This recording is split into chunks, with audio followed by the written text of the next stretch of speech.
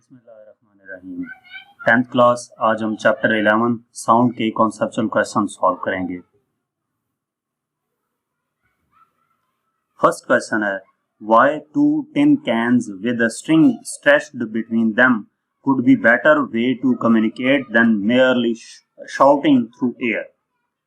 Question में ये पूछा गया है कि दो टिन्स हैं और उनको एक थ्रेड की मदद से बांधा गया है, एक स्ट्रिंग की मदद से बांधा गया है, और उन कैन्स के जरिए से आवाज एक जगह से दूसरी जगह पहुंचाना क्यों आसान है बनिस्बत इसके कि हम एयर में आवाज अपनी शाउट करें, बुलंद करें। ठीक है, यानी कि जो वे ऑफ मीडियम है वो हम एयर की बजाय अगर वो जो स्ट्रेच्ड स्ट्रिंग यूज की जा रही है वो इस्तेमाल करें तो स्ट्रेच्ड स्ट्रिंग ज्यादा बेहतर है एयर की निस्बत। इसकी रीजन बतानी है।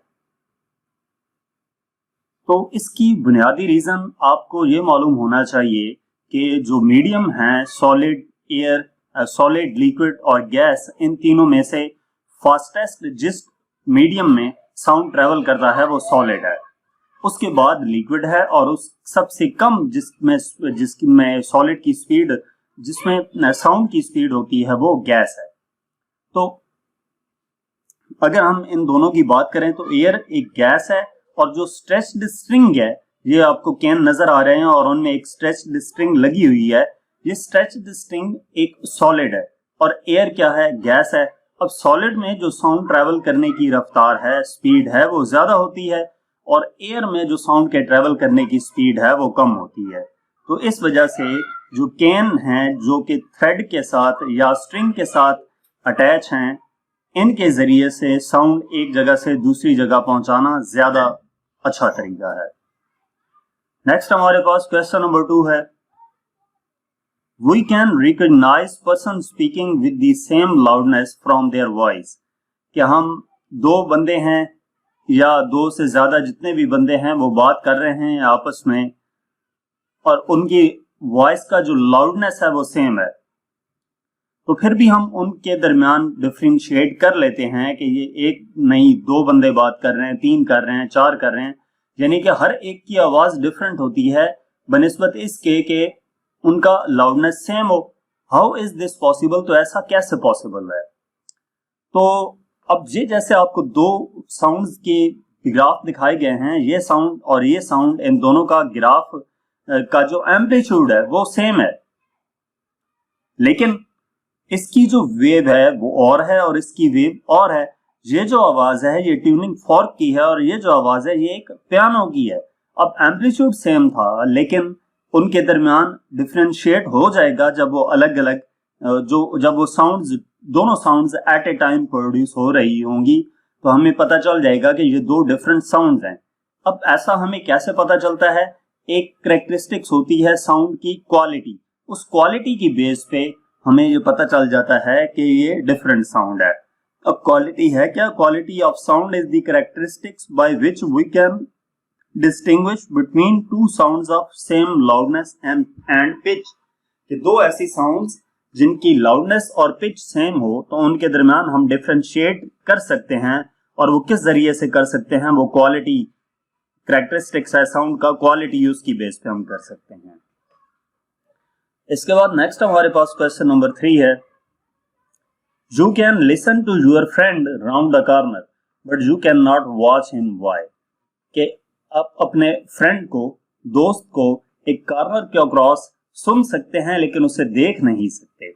इसको मैं डायग्रामेटिकली अगर आपको दिखाऊं तो ये कहा गया है कि एक कॉर्नर है और उस कॉर्नर की एक तरफ आप खड़े हैं और दूसरी तरफ आपका फ्रेंड है, तो आप उसको सुन सकते हैं, वो जो बोल रहा है उसकी आवाज आप सुन सकते हैं, लेकिन यहां से आप उसे देख नहीं सकते। ठीक है, ये सेम डायग्राम है, सेम सिचुएशन है।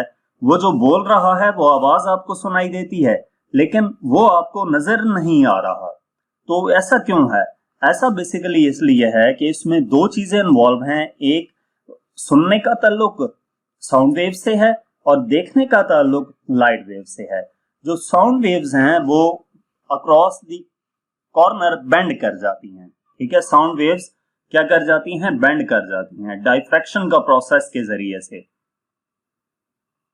तो इस वजह से वो कॉर्नर से जो ही बेंड होती हैं तो वो आप तक वेव्स पहुंच जाती हैं और आप इजीली सुन सकते हैं कि आपका दोस्त आपको क्या कह रहा है। लेकिन अगर हम देखने की तरफ जाएं तो इसमें लाइट वेव्स इंक्लूड हैं, और लाइट वेव्स क्या होती हैं? लाइट वेव्स एजेस पे बेंड नहीं कर सकती। जब वो बेंड नहीं कर सकती तो क्या होगा कि उन जो दूसरी साइड पे आपका दोस्त मौजूद है आप उसे देख नहीं सकते।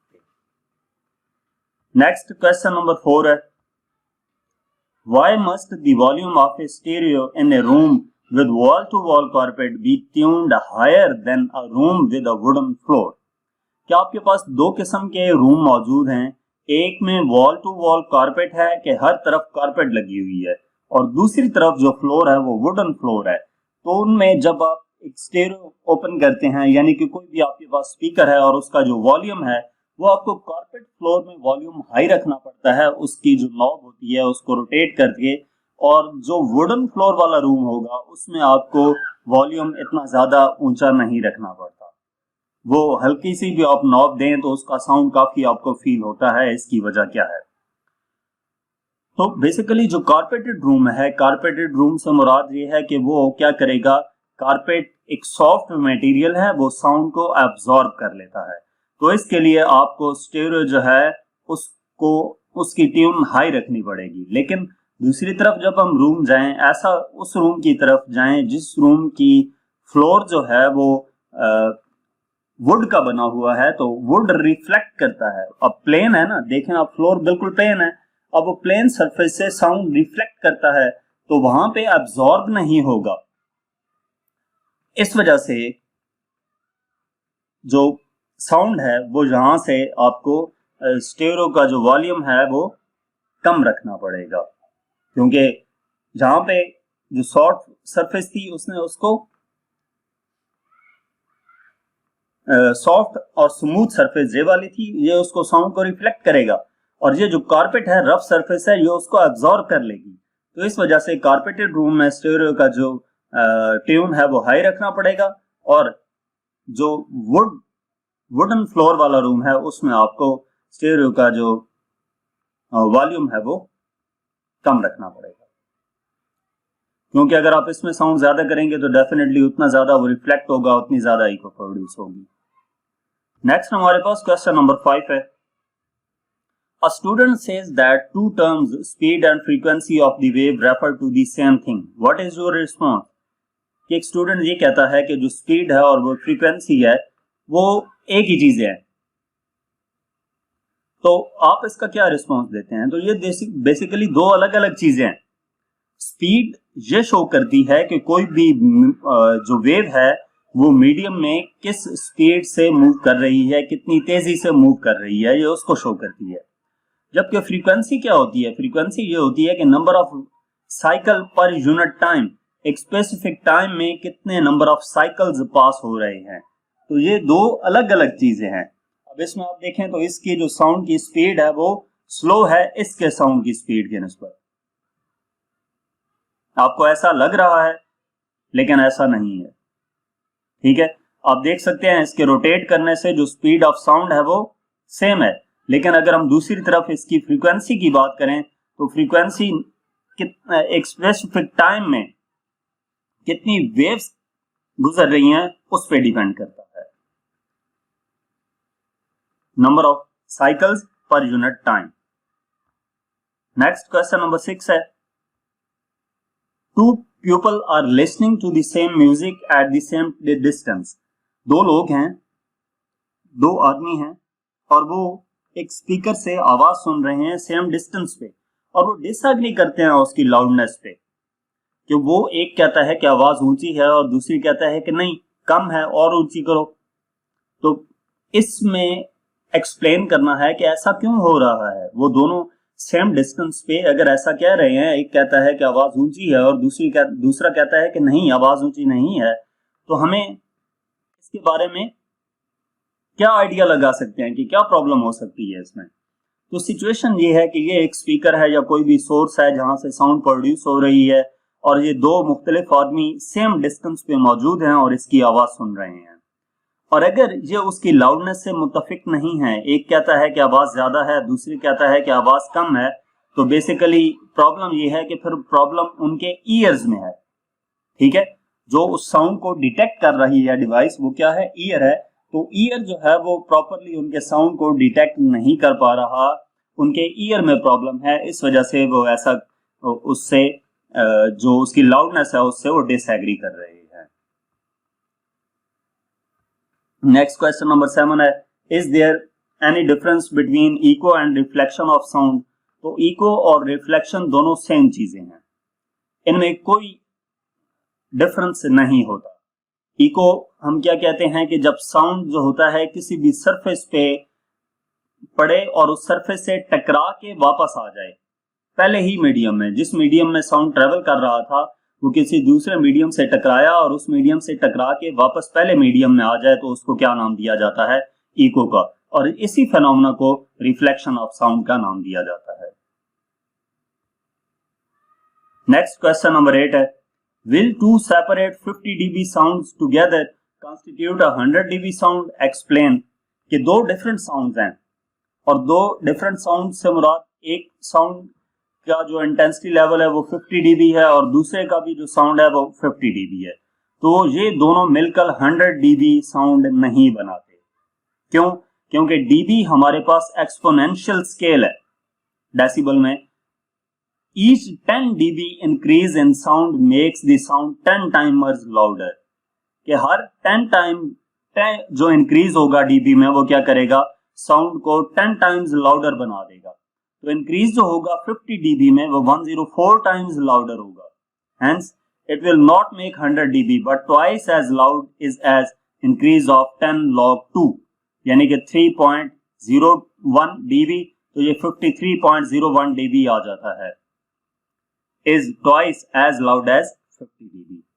तो वो 50 dB से डबल होगी ये वाली वैल्यू, क्योंकि इसका फॉर्मूला यही है ना, 10 log, जितने टाइम्स उसको इंक्रीज किया है, वो जो आपने पढ़ा है 10 log i over i not, तो उस हिसाब से ये हमारे पास 3.01 dB आ जाता है, जो डिफरेंस है इंटेंसिटी लेवल का। तो इसमें 50 को ऐड किया तो 53.01 आ जाता है, तो ये twice as loud as 50 dB, यानी कि ये जो वैल्यू है, इतनी वैल्यू का साउंड इस वैल्यू से डबल होगा। तो ये स्टेटमेंट रॉन्ग है। नेक्स्ट क्वेश्चन नंबर 9 है, why ultrasound is useful in medical field. Medical field में अल्ट्रासाउंड काफी मददगार साबित होता है। अल्ट्रासाउंड के जरिए से हम चेक कर सकते हैं किसी भी पेशेंट की इनर कंडीशन, कि मेडिकल साइंसेज में उस ह्यूमन की किसी भी प्लेस की जो इनर कंडीशन है वो क्या है। For example in a medical field ultrasound can be used to see internal structure of the body. Internal structure, ये इस डिवाइस की मदद से कंप्यूटर स्क्रीन के ऊपर इंटरनल स्ट्रक्चर नजर आ रहा होता है। Powerful ultrasounds are used nowadays to remove clotting in arteries. जो आर्टरीज में खून जम जाता है उसको ब्रेक करने के लिए भी क्या किया जाता है, अल्ट्रासाउंड रेज इस्तेमाल की जाती है। और इसके अलावा अल्ट्रासाउंड को हम थायराइड ग्लैंड को देखने के लिए भी यूज करते हैं। उसी डिवाइस की मदद से गले में जो थायराइड ग्लैंड होते हैं इनका मुआयना किया जाता है स्क्रीन पे। तो यहाँ तक हमारे पास इस चैप्टर की कॉन्सेप्चुअल क्वेश्चंस थे। मजीद किसी भी चैप्टर की एक्सरसाइज का सोल्यूशन देखने के लिए आप हमारी वेबसाइट विजिट कर सकते हैं। इसके अलावा आप हमें इंस्टाग्राम, फेसबुक और यूट्यूब पर फॉलो करें। और अगर आप हमसे किसी भी सब्जेक्ट की ऑनलाइन या होम ट्यूशन पढ़ना चाहते हैं तो व्हाट्सएप पे कांटेक्ट कर सकते हैं। Thank you.